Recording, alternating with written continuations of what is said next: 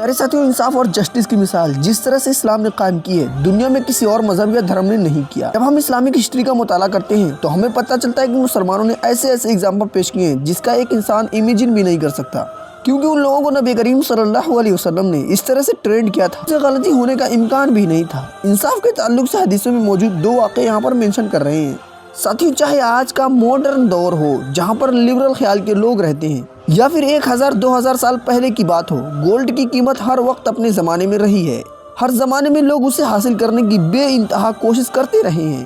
ساتھیوں، پہلے زمانے میں جب بینکنگ سسٹم نہیں ہوا کرتے تھے، لوگوں کے پیسے اتنے محفوظ نہیں رہ پاتے تھے، ڈاکوؤں اور لوٹیروں کا خطرہ بنا رہتا تھا۔ اپنے پیسے زمین میں گاڑ دیا کرتے تھے تاکہ چوری ہونے سے بچایا جا سکے، اور زمینوں میں دفن کر دیا کرتے، تو اکثر لوگ بھول جایا کرتے تھے کہ کہاں دفن کیا ہے، یا تو پھر نکالنے سے پہلے ہی مر جایا کرتے تھے، اور وہ پیسے ویسے کے ویسے دھرے جایا کرتے تھے۔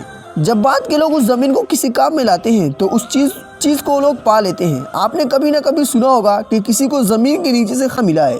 ساتھیوں، یہ اس وقت کی بات ہے جب آپ صلی اللہ علیہ وسلم کے وفات کو ابھی چند سال ہی گزرے تھے۔ لوگ ایمان کے پختہ ہوا کرتے تھے، کسی کو دھوکہ دینا یا کسی کا مال لینا دور تک کوئی خیال میں بھی نہیں لاتا تھا۔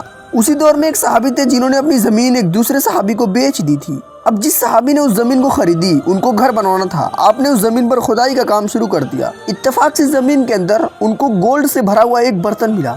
ساتھیوں، ذرا غور سے سنیں، چاہتے تو سارا کا سارا گولڈ لے لیتے اور کسی کو کوئی خبر بھی نہ لگتی، لیکن وہ صحابی تھے جو ایمان سے بھرپور تھے۔ انہوں نے یہ کہا کہ یہ زمین خریدی ہے، میں نے سونا نہیں خریدا۔ لہٰذا وہ برتن جو گولڈ سے بھرا ہوا تھا وہ پہلے صحابی کے پاس لائے اور ان کے سامنے رکھ دیا اور کہا کہ یہ آپ کا ہے اور یہ زمین کے اندر سے نکلا ہے، ہم نے صرف زمین خریدی ہے اور یہ سونا نہیں خریدا۔ اب اگر پہلے والے صحابی چاہتے تو وہ بھی سونا لے لیتے، لیکن وہ بھی پختہ تھے ایمان کی۔ انہوں نے کہا ہم نے زمین بیچ دی اور تم نے خرید لی، اب یہ تمہارا ہو گیا اور اس سے میرا کوئی تعلق ہی نہیں ہے۔ ساتھیوں، اب بات بڑھ گئی، کوئی لینے کو تیار ہی نہیں تھا، یہاں تک کہ معاملہ کورٹ میں گیا اور قاضی کے پاس پہنچا۔ قاضی بالکل حیران ہے کہ آخر یہ کیسے لوگ ہیں جو سونا نہیں لینا چاہتے ہیں اور دونوں ہی انکار کر رہے ہیں، حالانکہ دونوں میں سے اگر کوئی چاہے تو آسانی سے لے سکتا ہے اور دوسرے والے کو کوئی اعتراض بھی نہیں ہے۔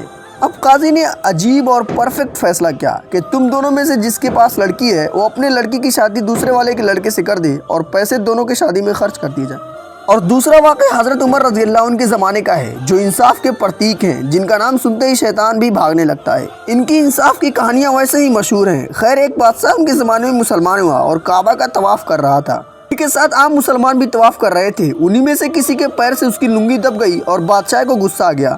اس نے اس مسلمان کو چاٹا مارا اور بہت تیز مارا۔ اس مسلمان نے حضرت عمر رضی اللہ عنہ سے اس کی شکایت کر دی۔ حضرت عمر رضی اللہ عنہ نے کہا کہ ہر مسلمان یہاں پر برابر ہے، چاہے بادشاہ ہو یا کوئی ادنا سا مسلمان ہو، اگر تم چاہو تو اپنا حق لے سکتے ہو۔ اب بادشاہ کو بلوایا گیا اور اس کے سامنے 2 آپشن رکھے گئے، یا تو پیسے دے کر اس مسلمان سے اپنی غلطی معاف کروائے یا پھر تھپڑ کھائے۔ مجھے رات بھر سوچنے کا موقع چاہیے۔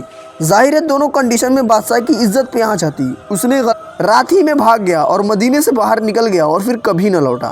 ساتھیوں، اس طرح کے واقعات سے اسلامی تاریخ بھری ہوئی ہے۔